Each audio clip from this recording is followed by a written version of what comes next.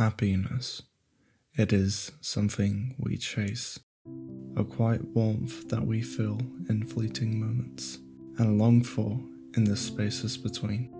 We notice it in laughter, in the small comforts of our daily lives, in a touch or a glance that makes the world feel lighter just for a second. For some, the comfort of knowing we belong somewhere. For others, it is the thrill of reaching a goal, the achievement of accomplishing what once felt impossible. Some find it in the simple things, a sunrise spilling color across the sky, the sound of rain on a window, a favorite song that makes the day better. Others wander through bigger dreams, searching for a meaning that fills the spaces happiness cannot touch alone. It is in success and failure, in joy and sorrow, in the moments that feel small and the moments that feel like they could change everything. Happiness is never still. It moves through us, around us, shaping the paths we walk, the choices we make, the stories we tell ourselves and each other. It hides in shadows and bursts into light without warning. It is familiar, yet elusive, close enough to taste, yet always just beyond our grasp. And still, no matter how much we need it, no matter how far we travel, no matter how deeply we try to hold it, we cannot stop wanting it.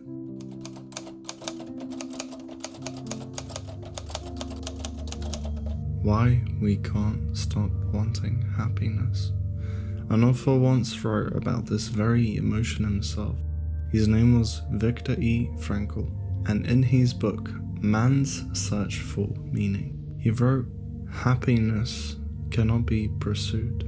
It must ensue. One must have a reason to be happy."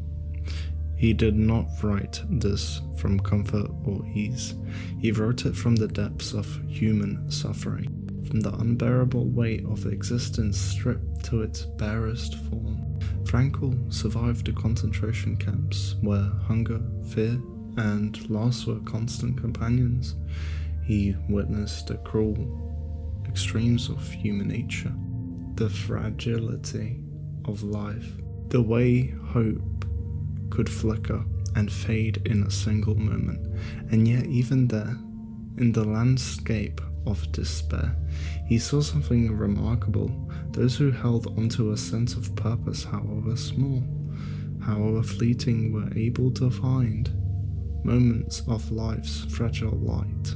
Happiness, he realized, cannot be forced. It does not respond to longing alone. It comes to those who live with meaning, who endure, who have a reason to continue. From Frankl's perspective, the pursuit of happiness is inseparable from the pursuit of meaning. It is not found in fleeting pleasures or easy comforts, but in the act of living fully, of reaching beyond oneself. One carrying a purpose, a cause, a memory, a love that gives life shape. He wrote these words to capture a universal truth he discovered in the harshest of circumstances, that the human spirit is drawn towards light, that the heart cannot stop seeking it even when the world offers little else. The longing itself is not weakness, it is life insisting on being felt, on being known, on being alive. For the reader, these words resonate because we recognize our own struggle within them. We know the frustration of chasing happiness only to find it slipping further away. We know the ache of longing, the quiet pulse that moves us forward through ordinary days, through hardship, through moments of doubt. Frankl's insight offers a mirror.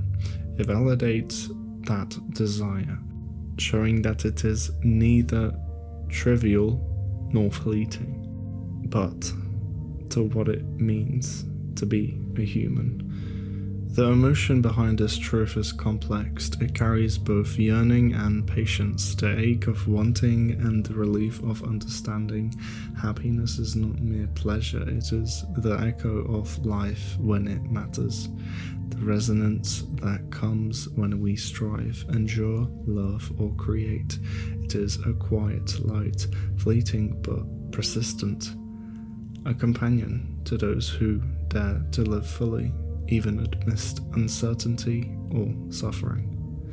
And so, we cannot stop wanting it. We continue to reach, to hope, to dream, because that desire is woven into our fabric of being. It is the pulse behind every heartbeat, the subtle whisper that urges us onwards, the reminder that even in darkness there is something worth seeking.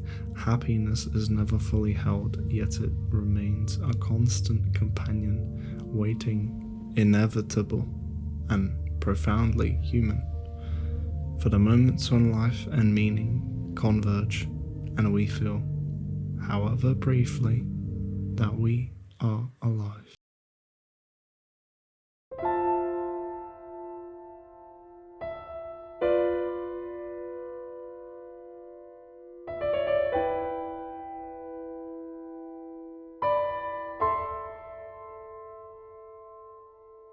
Just as Frankl observed that happiness cannot be pursued, but emerges when life has meaning, Your Lie in April captures this truth through the life of Kusei Arima, I might have misspelled that, a young pianist burdened by grief and fear. Happiness in his world is not simple or immediate, it arrives in fleeting moments, in the courage to play, to feel, to open himself to others, and in the connections that give his life color again. The anime portrays the delicate way joy intervenes with pain, showing that the desire to be happy is inseparable from the struggles we endure and in the meanings we create along the way.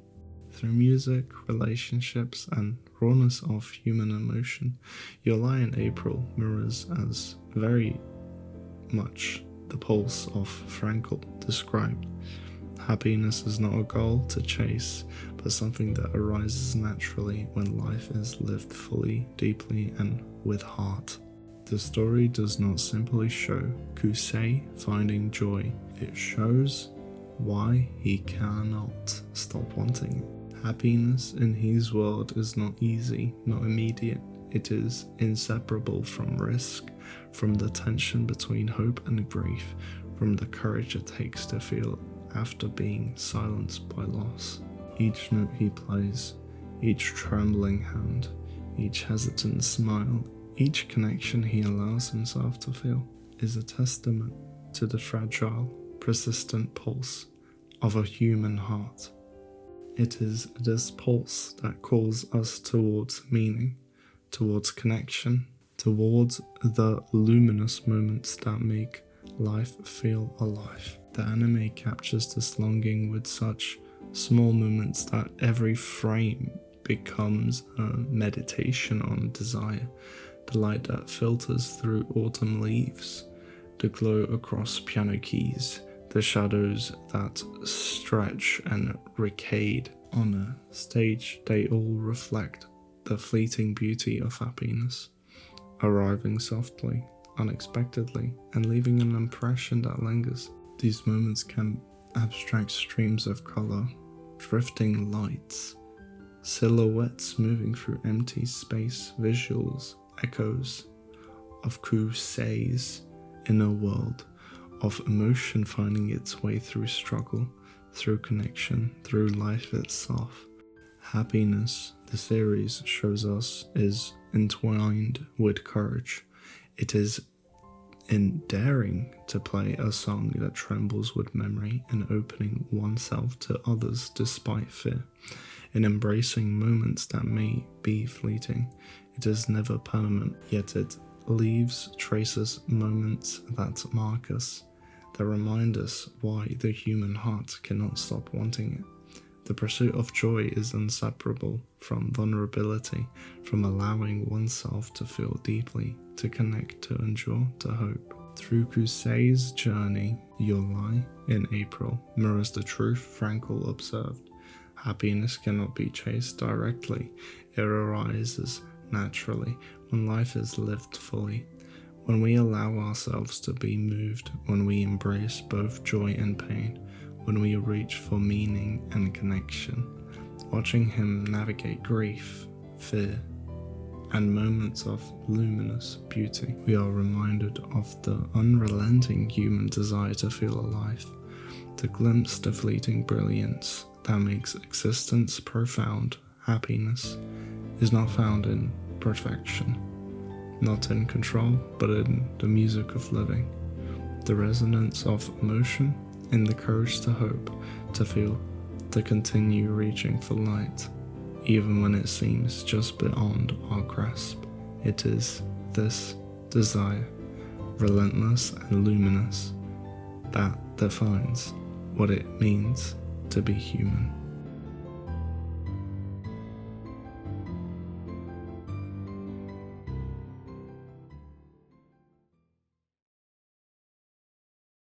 So as you can see, whether through the quiet words of Frankel or the trembling note of Kusei Rima, one truth remains. Happiness is rarely caught, rarely held. It drifts through our lives like light through autumn leaves, fragile, fleeting, and luminous, revealing itself only when we dare to live fully, to feel deeply, to reach toward meaning in the midst of uncertainty. It blooms in moments we cannot command, a hand extended, a song that rises against the silence, a heart opening despite its scars. And in those brief sparks, we remember why we keep moving forward, why we keep hoping, why we cannot stop wanting. So why can't we stop chasing it? Perhaps it may not be a question with a single answer. Perhaps it is in the very pursuit, in the aching, in the striving, that we finally touch what it means to be alive. And in that touch, however fleeting we feel it, happiness is not taken, it is lived.